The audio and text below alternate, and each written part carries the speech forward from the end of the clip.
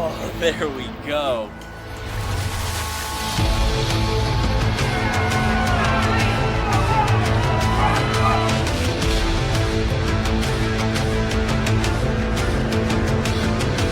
Oh my gosh, this is it.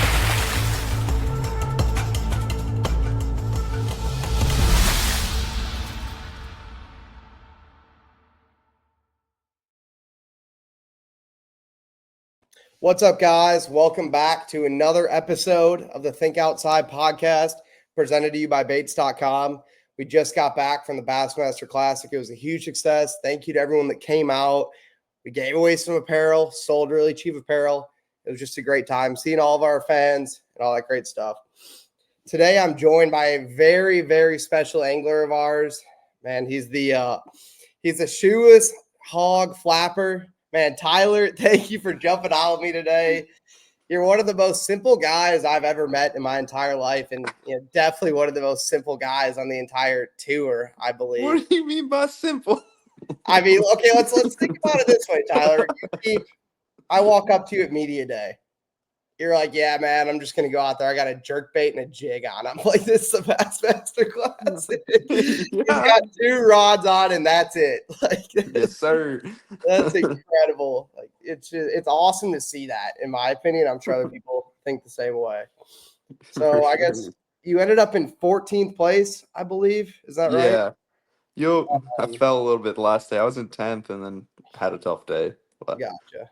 You kind of want to talk to me throughout your week. I remember at media day, even in practice, you're like, yeah, man, I caught a 10-pounder on the flapping hog jig. I caught an 8-pounder. You want to kind of talk to me about your practice, and it was super tough. Kind of how did you go about that?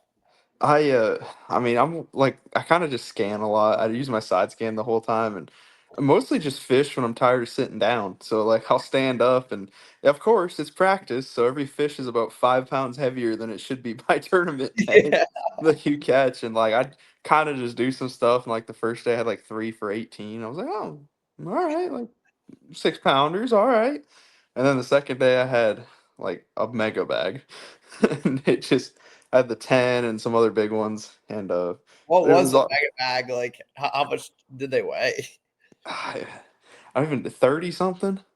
Oh it was up there because I didn't weigh them all, but there was a 10 and 8 and some other big ones too. And I was like, oh, but it was some of them like they'd be out over just in the trash fish over 30 foot of water, and I'd just throw my jig to him, and I'm like, oh, that stopped sinking. And then I'd see like a fish swimming off, and I'm like, oh, that must have my bait. And then I'd set the hook, and that was like an 8. And I was like, the 10, I was like, this must be a catfish swimming towards me on live scope, and flip to it, and it just tunk. I'm like, oh my gosh. But, so are like, when you're fishing the flapping hog in this jig, do you have the jig with you by any chance? Yeah, I do.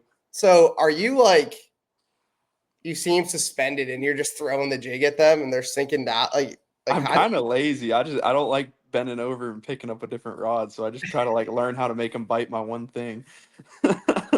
So I just can't stay in the game the whole time. No breaks.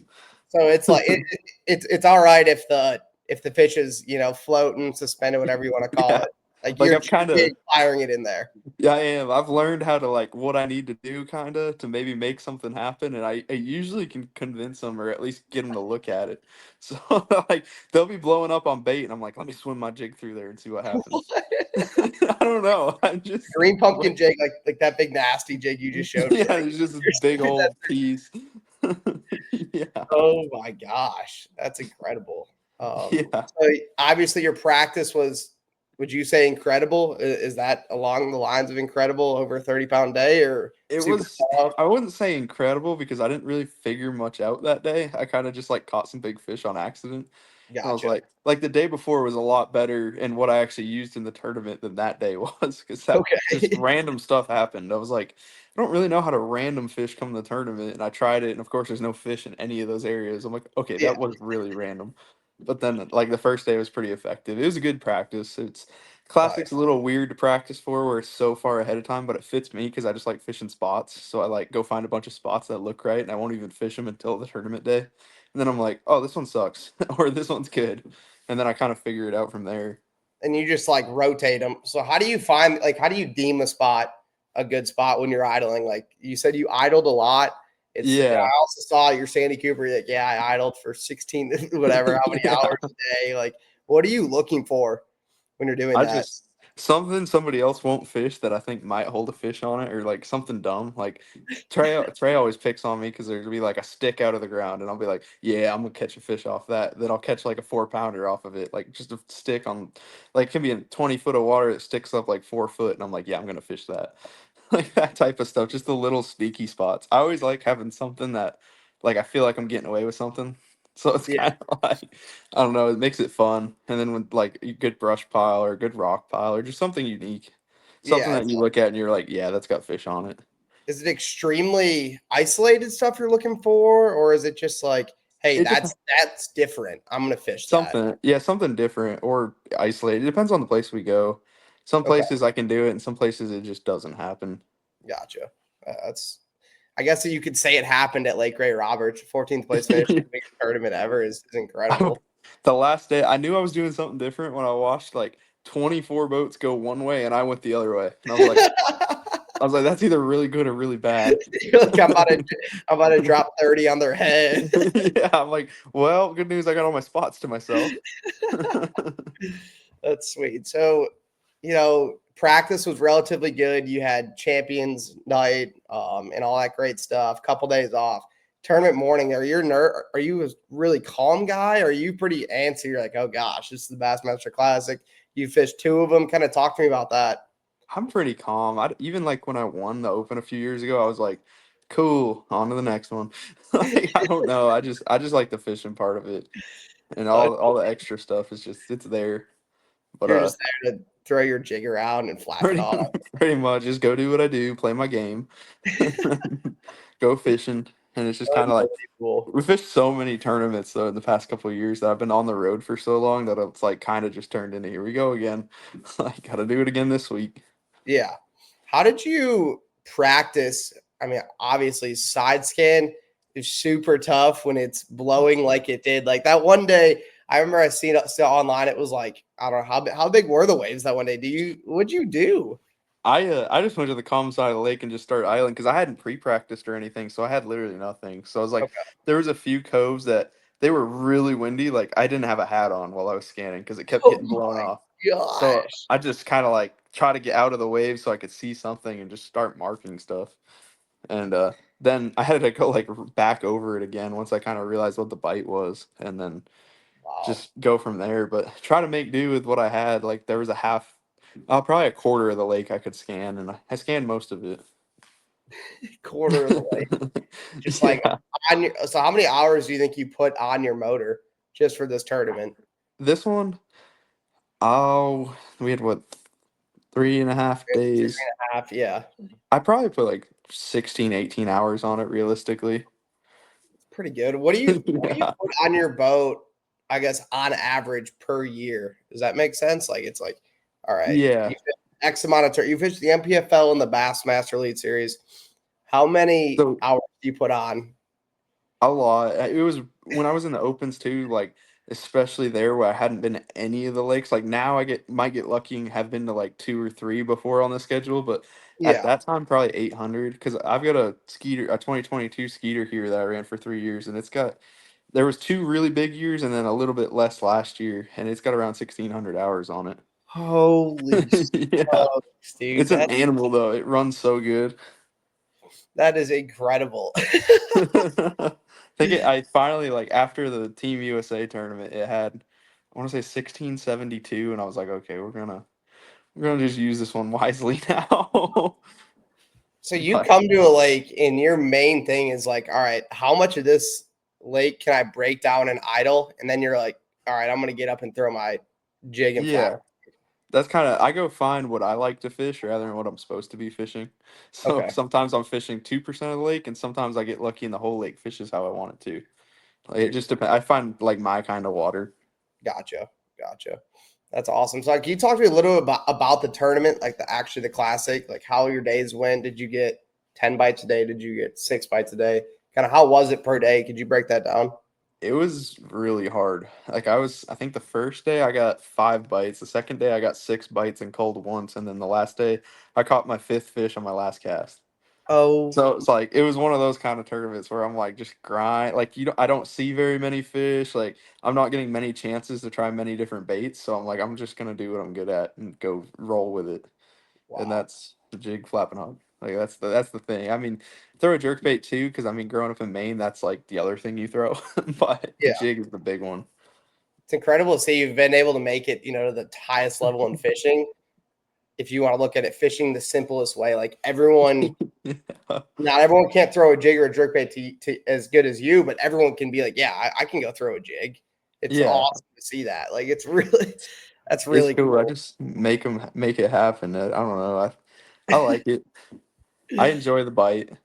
Can you talk to me about the jig itself? What jig is it? Are you Yeah, using the 3.75 flapping hog? Or are you using the different one? Do you cut it down? Talk to me about the actual setup. yeah, so it's pretty much always the same jig too. Like I don't change it up with different jigs or anything. Like I just throw my jig, and it's a 3/4 ounce greenfish tackle little rubber jig, and like I'll throw PB&J, T-bug, like some different colors and stuff. But it's like always the same jig and just about always the same weight. I'll either throw a 3/4 or 3/8. Like I won't go in between. I either need it to barely fall at all or like fall pretty quick. And then the flapping hog, I just kind of like I take a bunch of packs and I put them in one bag and I mix like green pumpkin magic and green pumpkin purple and I don't really pick a color. I just grab the next one that comes out in my hand and I just put it on the back of it and go fish. That's insane. Always the 375 though. I really like that size. Like I think the proportions are really good for my jig. Yeah. Do you do anything different to it, or is it just like, dude, I you just just fish it. grab it, throw it on, and you're just chucking it around? Yeah, that's exactly what I do. Just grab another one and go. Unbelievable. How many flapping hogs do you think you go through per year? I don't know where the picture is, but I've had it to the point where like after 3 tournaments, the bottom of my boat had about 2 inches of flapping hogs in it. And they were like getting in my drains and stuff, so water wasn't draining. So I had to like go clean them all out. I think Oh, I probably go through 100 packs a year, if not a more. 100 packs a year, Yeah. and you're just throwing the green pumpkin, and what was the other one? I forgot what you said. The green pumpkin purple and the green pumpkin magic. Like that's the two. I used to throw the one that was like watermelon on the top with the orange on the bottom a lot when I was in Maine, but it seems like as I travel, the green pumpkin works a little better. So would you say you could take this flapping hog jig combo and go all over the country and catch I them on that? It did. seems like that's what you did, right? Yeah.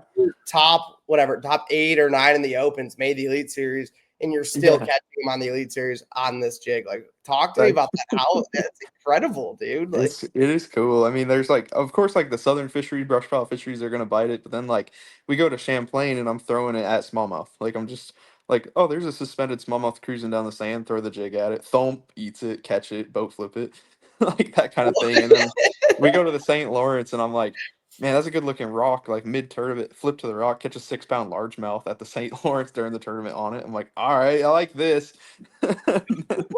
Just how it goes. I don't know. I just like doing it. I know a few different ways to like shake it, then hop it, and do the whole stuff. Get do something you want to bite. dive? Do you want to dive into that at all? Kind of how you work it? That's like It's like it depends on the like what's going on. You know what I mean? Like last week, it was all about like dragging it, going as slow as I possibly like could. casting it, just literally like watching them follow. Or were they on the bottom or were they suspended?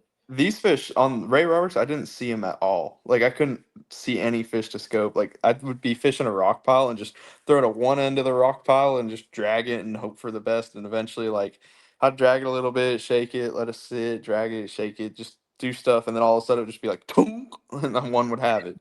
I'm like, what I just like I'd point my scope at the spot to be like, yeah, that looks like the fish he cast, but like I couldn't see a fish at all.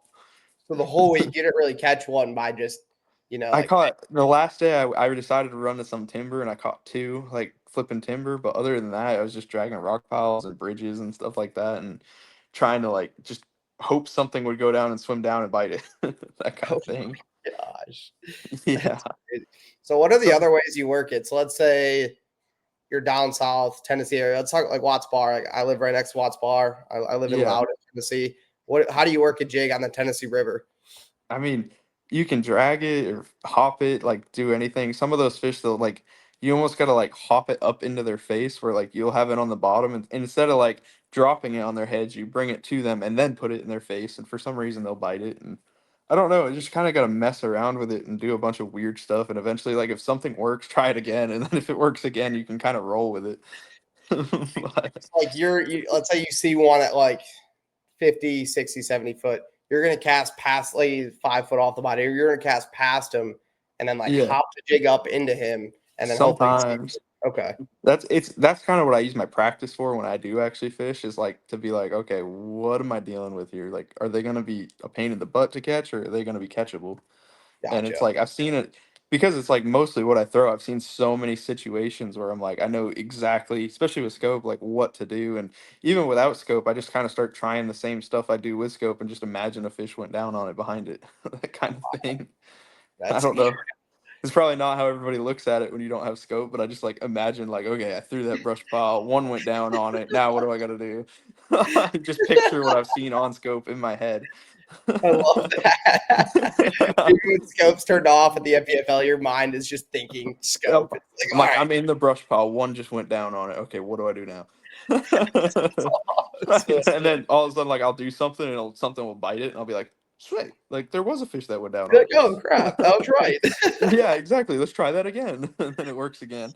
Sweet, But it's super kind of super. funny for Do sure. you ever pick so you're up at St. Lawrence? Do you ever pick up the spinning rod, or are you just like, dude, I'm I kind throwing? of have to there, like with the smallmouth and stuff, but I try Okay. to force it as much as I can. You're going to a lake and you're like, this is what I'm gonna throw. Yeah, Like like everybody does. Like this is what I'm gonna do. I just need to find where I can do it. that's so like that sounds like one of the most simple guys I've ever met, and that is so. It's simple if you think about it, like big picture, but it's so intricate. Like, hey, this guy Yeah, is idling the whole lake pretty much in practice, or to he's find like 3 places I might already catch yeah. 10 fish off of. Like, that's kind of how I'm like, we need to get a check, and then the third day we'll do some weird stuff and try to make something happen, and then That's go from insane. there. It's Like the always like third day is always like another practice day in case you make the last day to have an idea of what to do the last day.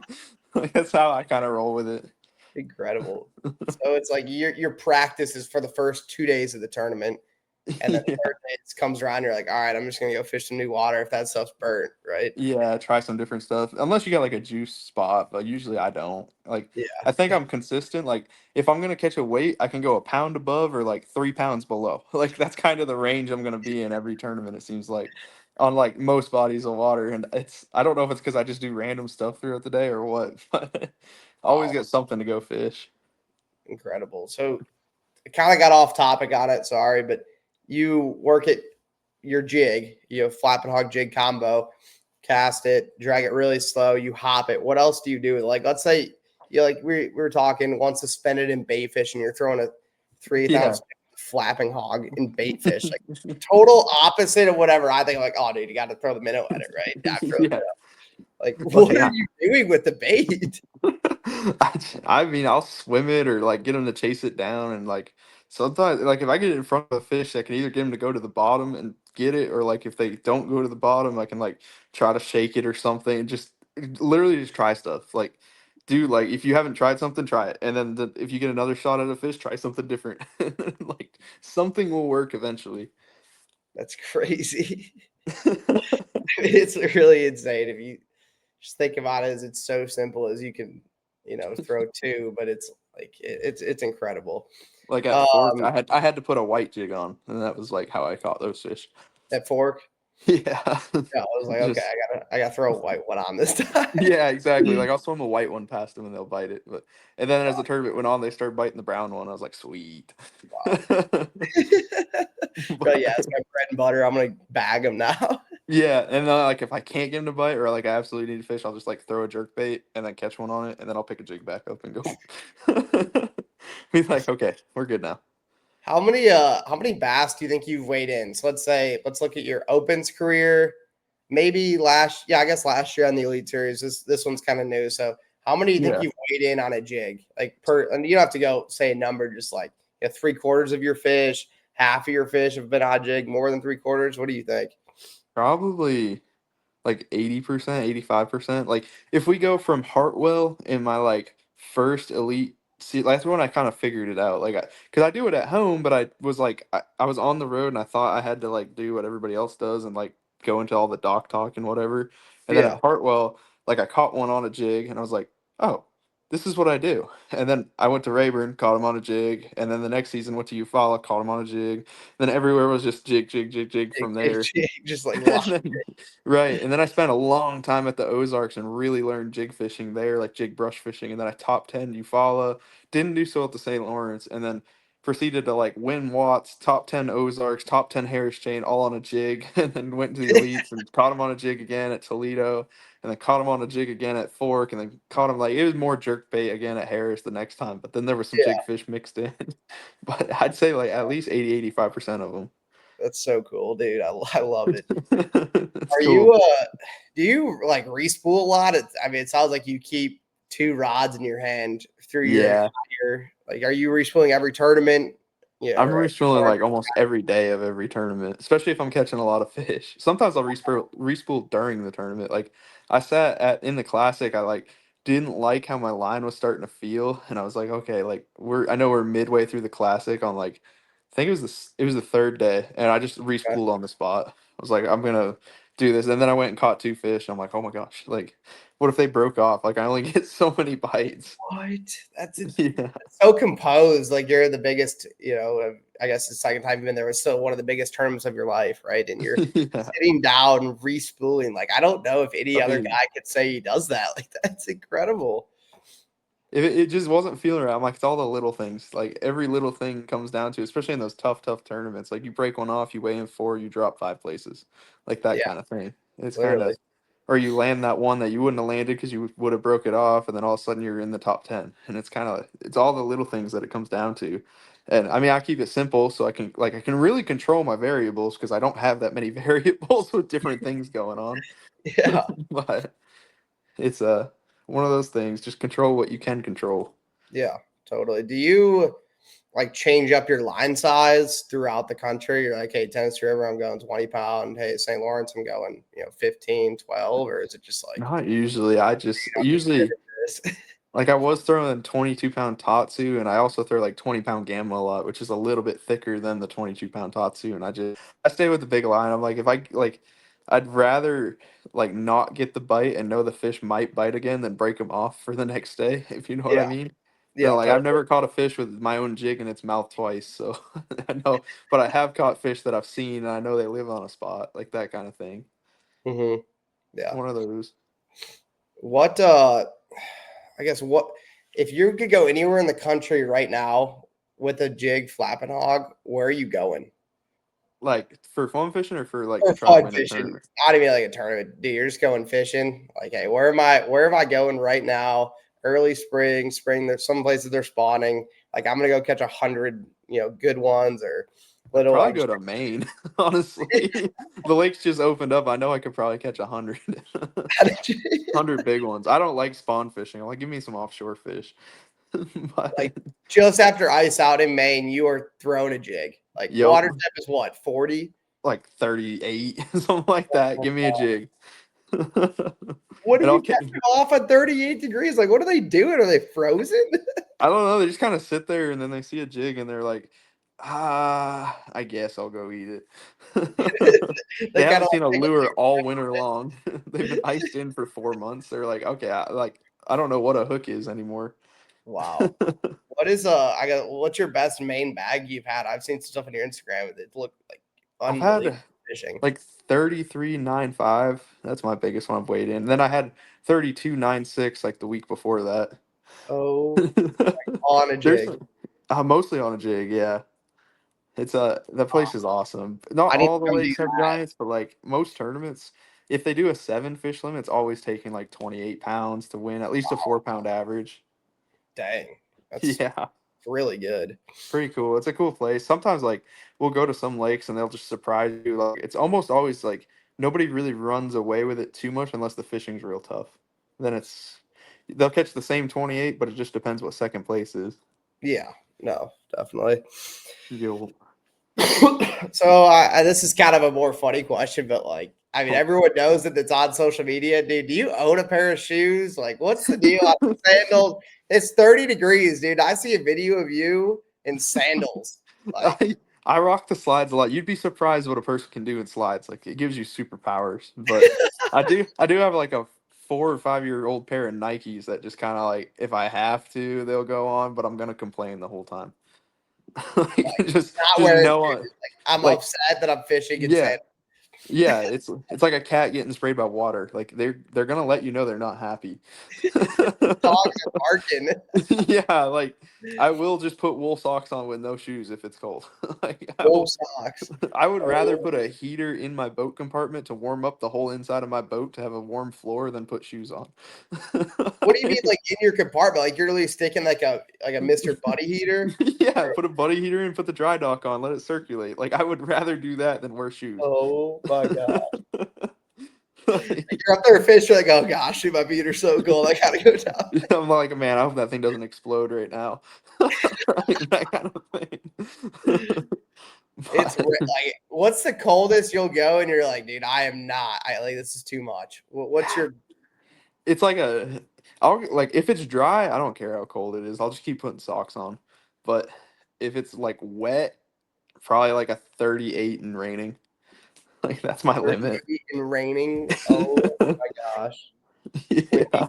Like, how do you feel your feet? Like they've got to be just built different, right? Well, I ripped my toenail off the other day on accident, which no shoes, but Yeah, I didn't makes feel it, and sense. I'm like it didn't really hurt like I thought it would, and I was like, uh-oh, like I'm a bigger guy. I'm like, what's going on down there? Like it doesn't hurt like it's supposed to. And then like 3 days later, it started aching. I was like, okay, I'm all All right. right, yeah, I'm good. Like I can feel it. That I'm toe's all there. Yeah, like we're good. But Oh my gosh, that's sweet. yeah. So let's say you're driving Derby morning. What's your go-to song? Like pump up song, Derby morning, first day. You're about to go, flap your hog on everyone. Like, what's your I don't know. Like, go-to? if you know me like through the Instagram and stuff, I'm kind of like the rap music guy. Yeah, And like I'm pretty proud of my whole playlist. Like you could kind of start anywhere and be like, all right, like we're gonna catch them, like that kind of thing. So I don't know. I know lately like Playboy just dropped a new album, so I've been kind of rocking to like 5 of his songs, 5 of the good ones. Playboy, I love it. Yeah, it's a pretty good playlist. I can kind of start anywhere, but like it's every day is a different day, so I don't know. But there's always a good song to go with it. Love it. I freaking love it. You know, What was it'll that? never sound the same twice though. Like you get hyped up one day to a song and then you listen to it 30 times and you're like, then you hear it again and you just Yeah. you skip over it so many times and then suddenly it's like in your Spotify Wrapped and you're like, I don't even like that song anymore. Yeah. What is one like kind of piece of advice you'd give an angler? It's like, hey, I'm just gonna go out and throw a jig today. I want to be like Tyler Williams today. What's one piece of advice you'd give them? I mean, just grind. I don't be dumb, but be smart. Like smartly dumb. Like shut your brain off, kinda, and just go throw it. So, do you think what separates you is you're out there grinding harder than everyone else, or is it like you just think maybe a little bit simpler and you're like, hey, this is where a bass should be. This is why I'm going to fish this, or is it like That's pretty much, yeah. Like, there's so many things in fishing that are either to sell something or to like make you overthink just so like everything's going on. And it's like, it's not that complicated. Like, fish just, they eat, they swim, they live on stuff. Like, it depends on the lake, I guess, but just go do stuff and it'll work out. I love it. I love it. Well, Tyler, thank you so much for hopping on, man. I really appreciate it. The Instagram, Facebook has absolutely loved you so far. I cannot keep wait to working with you. I'm really excited for the future with you, man. Seriously, thank you. Yeah, thank you. I'm gonna keep flapping my hog. Exactly. That's what's up. Have a good night, man. You too. See ya. See ya. Bye. Oh, there we go.